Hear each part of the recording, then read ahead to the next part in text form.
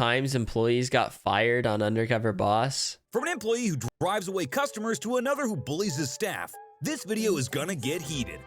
We're starting things off with a front desk manager who drove people away with her foul mouth.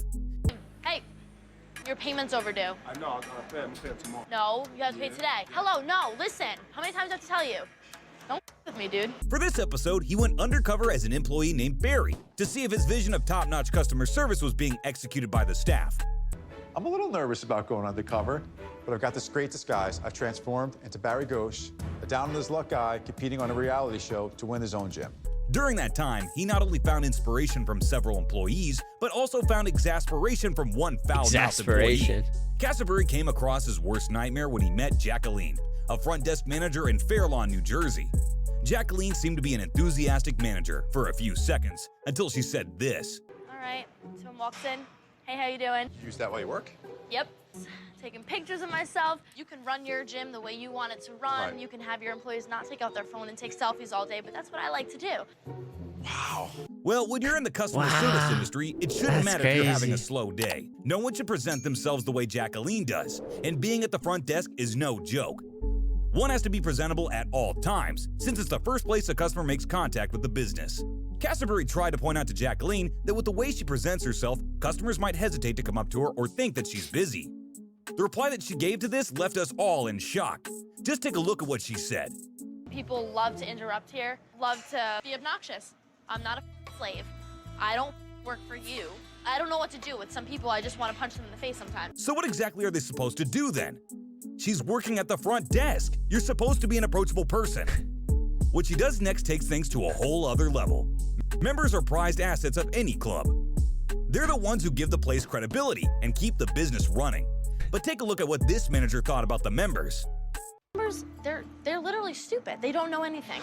And then they come up here and they're like, well, what does protein do? Dude, you don't know what protein does? Okay, Jacqueline doesn't seem like much of a people person. We wonder how she even became the front desk manager in the first place. She's insufferable. A little later, her demonstration on how to make Yeah, I know. I like the narrator, how he's like, has like disgust and like, look in his voice. smoothie was nothing short of a horror flick.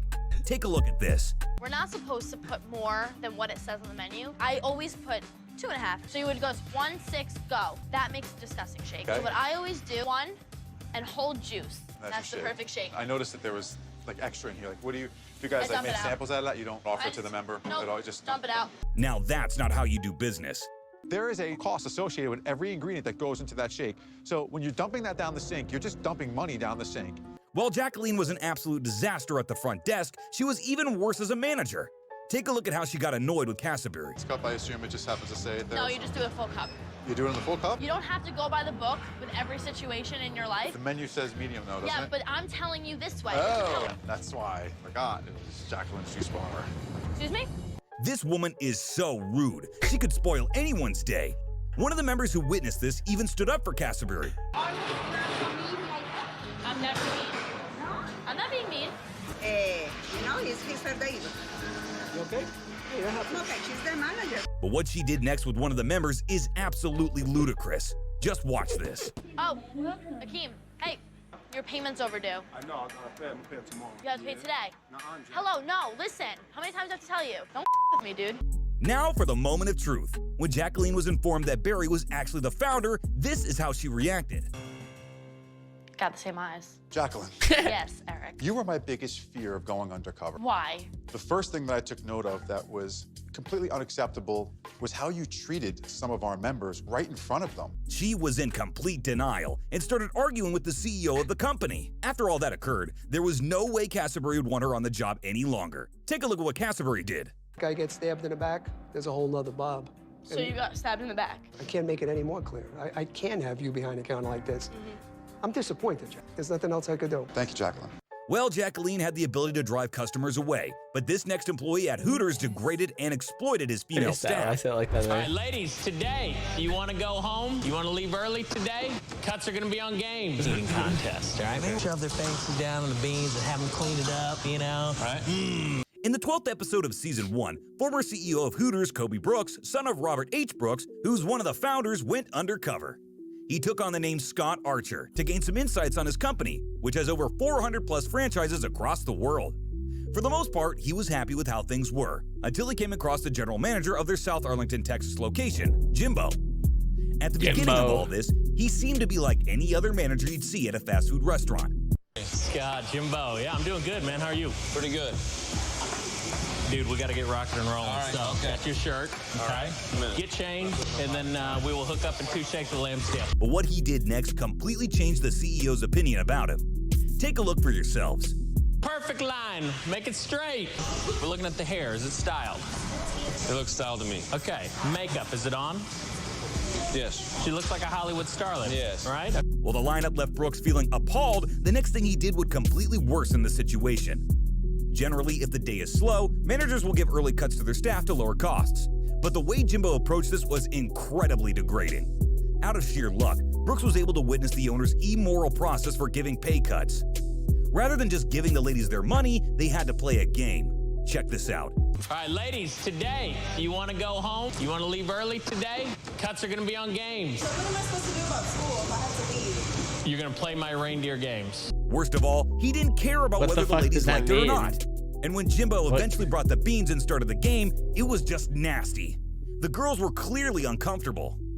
But Jimbo didn't really care. Take a look at what happened next. Heart attack. Here's the rules of my game. The first girl that finishes her plate of beans will go home. It was horrible, disrespectful, and disgusting. Jimbo was basically exploiting them. He took advantage of his power as a manager and enjoyed the sight of his employees getting embarrassed. It was simply twisted. Who doesn't want to spend the rest of the afternoon with me? Yeah. So when the moment of truth came and Brooks revealed himself, this is what Jimbo had to say. What's going on, buddy? Jimbo, I am not Scotty. Okay. I'm Kobe Brooks, the president and CEO of Hooters of America. The way that you interact is inappropriate. I'm too competitive, and if I'm too harsh, man, it works. Shame on me if it's a bad thing being uber competitive. That's And a I do crazy have a twist track on record it. and You can build profit all you want. That's not what I want. It's all about being respectful. After getting fired, all he could say was this. He said, these are my 2 daughters, and I wouldn't feel comfortable with them working for you. And I took a step back. Okay, I get it. But sadly, he still made it seem like he did nothing wrong. We have to admit that Jimbo was actually good at his job, but he let his creepy nature get the best of him. But for this next employee, it didn't matter what or who you were. He was going to insult right in front. Heard before. Pete is a little. He's definitely made of. No, you just blew my mind with your last comment. Season 7 kicked things off with a business called Buffalo Wings and Rings. With over 80 franchises in the US, Middle East, and Europe, it was founded by Haitham David, Nader Massadeh, and Philip Schramm. Massadeh went undercover using the name Pete to find out if his restaurants were on the road to success. See things that are not executed properly, I will do whatever it takes to correct them. Even if that means firing myself, I will do that. While Massadeh got to meet some dedicated employees, he also got to meet an absolute nightmare. Massadeh wanted to learn more about the hiring process and how the restaurant was attracting the right staff. Instead, though, he came across Wes, the kitchen manager of the restaurant in Bardstown, Kentucky. Wes's first impression was quite interesting. He could easily intimidate anyone, especially those who are on their first day at work. It's me. You must be. I'm Pete. I'm going to teach you everything you need to know back here. Okay. Okay? There ain't a damn thing that I do not know how to do in these 4 walls, okay? Okay. When it's someone's first day on the job, the manager will often get them to shadow an old employee to understand what is required of them.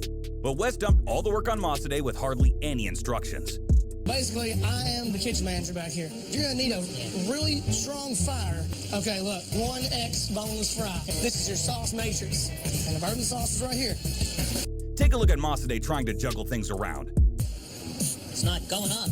Okay, look, it's a thicker sauce. Can't have a limp wrist. All right. Wes was clearly getting irritated by Massadeh's slow pace. Guess that he forgot that an entry-level worker can't work well without any guidance. Massadeh was left to attend to the long list of orders by himself. Soon, customers grew. That didn't seem that bad so far right now. I don't know. I mean, he didn't like add humor to it, but that seemed pretty like mild. Just Patient with the wait times, and the servers had to offer discounts to some of the tables. Wes really wasn't happy about this, but can you blame a newbie? I am so sorry. We know you're that. He's up food. He's cost us money. He's pissed off customers. He is up astronomically. A while later, when Masade was asked to mop the floor, this is what Wes said to him. Floor so clean. You would on the floor? Oh yeah. On the floor in the kitchen. My floor? I would totally have on my floor. Masade noticed that Wes's behavior I couldn't was even only tell what he getting was worse. saying. For the dinner service, Wes said this to T, one of the employees, which was absolutely inappropriate, rude, and vulgar. Before. Pete is a little bit. He's definitely made of. No, you just blew my mind with your last comment. Wes's behavior is definitely a bad representation of my brand. Wes made everyone feel uncomfortable with his nasty I feel like I behavior. just can't. Later on, can't tell what he's Masade saying. asked one of the workers if Wes behaved like this every day, and they didn't think twice to answer. Wes was not only extremely full of himself, but he was also a bully. Take a look at what he said next. High school kids. The average person that works back here, I'm not going to sugarcoat it, they're dumbass. You can't ask dumb people to do smart things. I'm an ass. I'm a kid. I'm harsh. I'm over the top. It doesn't really matter if the workers are school kids, college students, or anything. You treat employees with respect, regardless of their age or experience. Wes basically wanted to keep everyone under his control. It felt like he was running the kitchen as a dictator rather than as a leader. Check this out. Who stole my towel? If I see somebody take my towel, I'm going to kick you straight in your little baby nuts. And suppose an employee would make a mistake. Take a look at what actions he would take. I said, any questions or concerns that I can talk about? No one raised their hand. The kitchen. They talk vulgar. They talk this. They talk that. And I said, I'll address Wes. By now, Masade had had enough. Later, he spots Red, one of the franchise owners, and calls her over for a quick chat. And this is what she had to say about Wes. I came in here today and I was working with Wes in the kitchen, and is he for real or is he just putting an act on? No, that's him. That is him completely. But sadly for Masade, he met not one, but two employees who gave him a hard time. Before Wes, Amber, a server at his Chicago restaurant, was also a nightmare. Masade was shadowing Amber and was simultaneously comparing her explanations to how they run things at one of his top-performing franchises. Amber was doing great with all the explanations, until she said this. Basically, the way that the sections are split up, you have the dining side and then you have the bar side. Okay. And so it's basically the exact same concept as Buffalo Wild Wings. No owner likes to hear their own employees comparing their brand to another. This irked Masade a lot. 1 minute is all. Buffalo Wild Wings. If I had any hair, I would be pulling it right now. It's a family restaurant, not a sports bar. It's crazy. Come on, get it right. On top of that, the CEO was shocked to see that the staff's teamwork was extremely poor. They lacked coordination and overall just seemed lost. Take a look at how lost they look. It's quite funny. Thank you so much. Should we go run that? We're a family restaurant. Or just have to Well, we'll have to finish ringing this in first. Hopefully, maybe somebody else will be nice enough to run it for us, but if not, we'll get to it. The table, other servers are standing around doing nothing. Why don't you just take it to the table? Masade got to know a lot more about Amber when they went out to deliver food, especially about the manager, Justin. Thank you. When for the Masade asked Amber what a perfect manager was in her eyes, she said this. A perfect manager is somebody who's understanding. Like, for example, being sick. That's not something that's accepted at our job. Hearing that, Masade was in shock.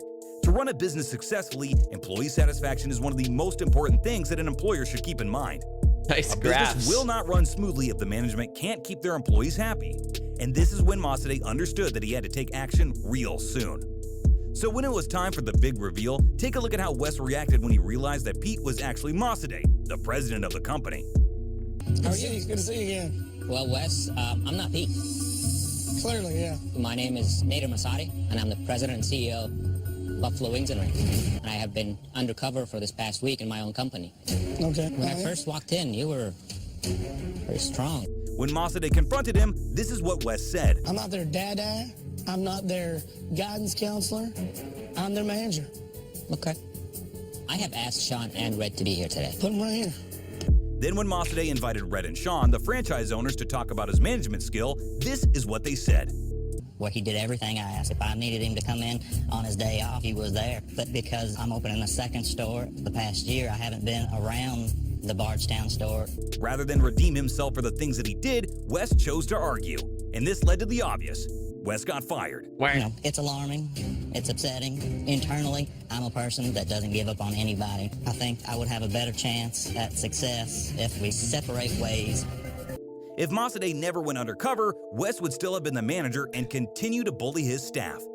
And what happened to Amber? Well, this will surely put a smile to your face. Take a look at what Mossadegh had in store for her. By your dedication to school, because of you, I have set up a Buffalo Wings and Rings Scholarship Fund, and you will be the first recipient. No. Yes. With that, sadly, we've come to the end of the video.